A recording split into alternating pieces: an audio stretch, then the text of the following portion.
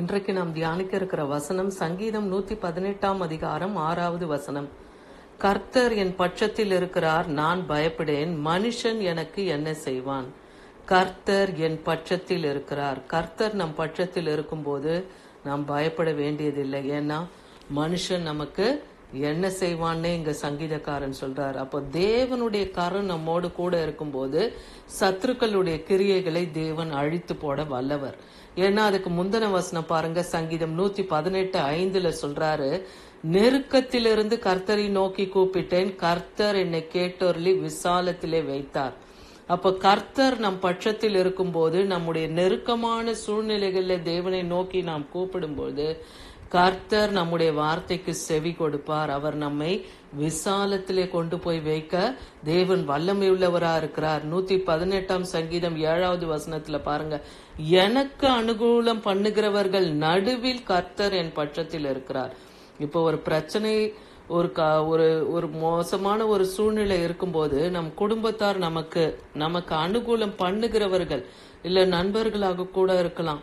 அப்படி இருக்கிற சூழ்நிலையில் அனுகூலம் பண்ணுகிறவர்கள் நடுவிலே கர்த்தர் நம் பட்சத்திலே இருக்கும் போது சத்துருக்களின் சரி கட்டுதலை தேவன் காணும்படியாய் செய்வார். ஏன்னா கர்த்தர் நம் நடுவிலே இருக்கிறதுனால சத்துருக்களுக்கு நீதியை சரி கட்டுகிறது நம் கண் காணும்படியாக செய்வன் சொல்றார்.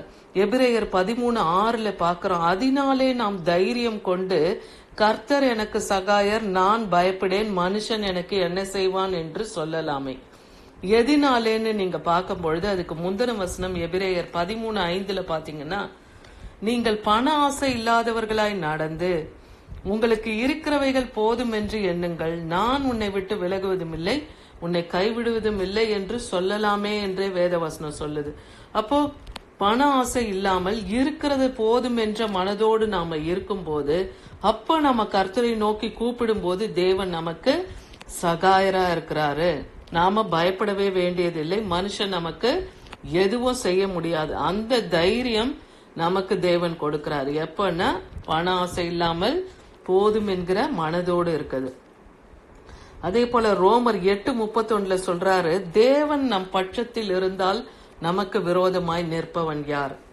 தேவன் எப்பொழுது நம் பட்சத்தில் இருப்பார் அப்படி நம்ம பார்க்கும்போது இதுக்கு முந்தின வசனத்தை நீங்க பார்க்கணும்.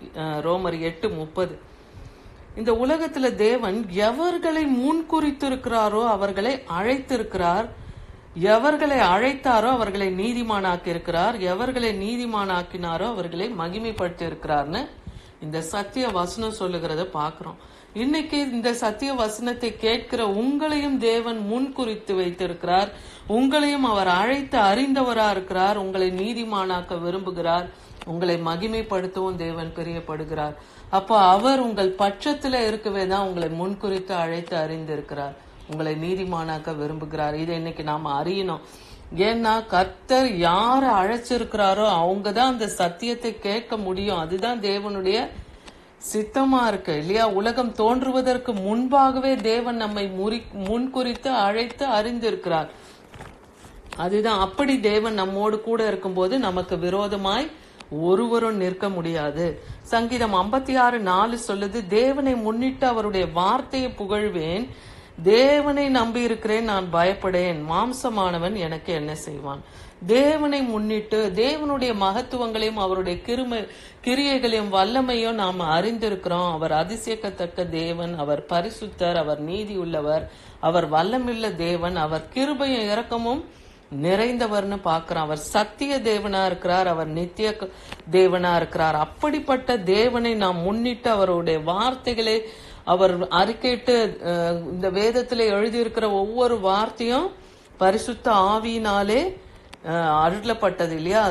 பரிசுத்தவான்களாலே இது எழுதப்பட்டது. அதனால இது எல்லாமே சத்தியமும் உண்மையுமா இருக்கு. அப்ப தேவனை முன்னிட்டு அவருடைய வார்த்தையை நாம் புகழணும், அவர் நாமத்தை நாம மகிமைப்படுத்தணும், அவருடைய செயல்களை நாம் சொல்லி துதிக்கும் போது, நாம தேவனை நம்பி இருக்கும் போது நாம் பயப்பட வேண்டியதில்லை.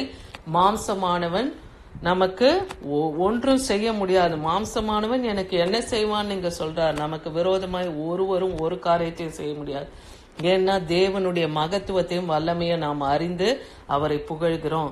சங்கீதம் 56:9 சொல்லுது, நான் உம்மை நோக்கி கூப்பிடும் நாளில் என் சத்துருக்கள் பின்னிட்டு திரும்புவார்கள், தேவன் என் பட்சத்தில் இருக்கிறார் என்பதை அறிவேன்.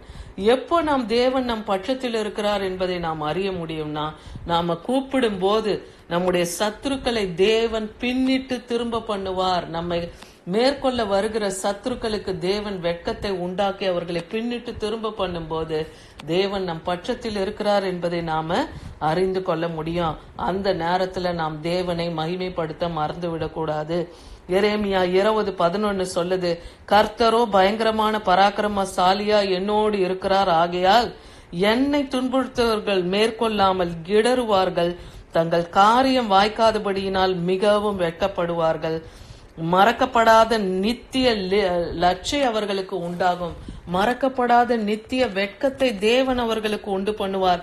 ஏன்னா நம்மோடு இருக்கிற கர்த்தர் பயங்கரமான பராக்கிரமசாலியா இருக்கிறார். கர்த்தருடைய வலது கரம் பராக்கிரமம் செய்யும் என்றே வேத வசனம் சொல்லுது. இஸ்ரவேல் ஜனங்களை எகிப்திலிருந்து அவருடைய ஓங்கிய புயமும் பலத்த கரமும் வழிநடத்தினது பாக்கிறோம்.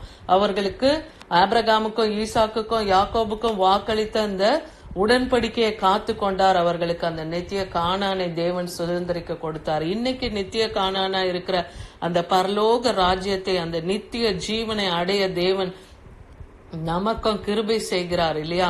அதை தேவன் உறுதிப்படுத்துகிறவரா இருக்கிறார். அதனால இன்னைக்கு நாம சொல்லுவோம், கர்த்தர் என் பட்சத்தில் இருக்கிறார், நான் பயப்படேன், மனுஷன் எனக்கு என்ன செய்வான்.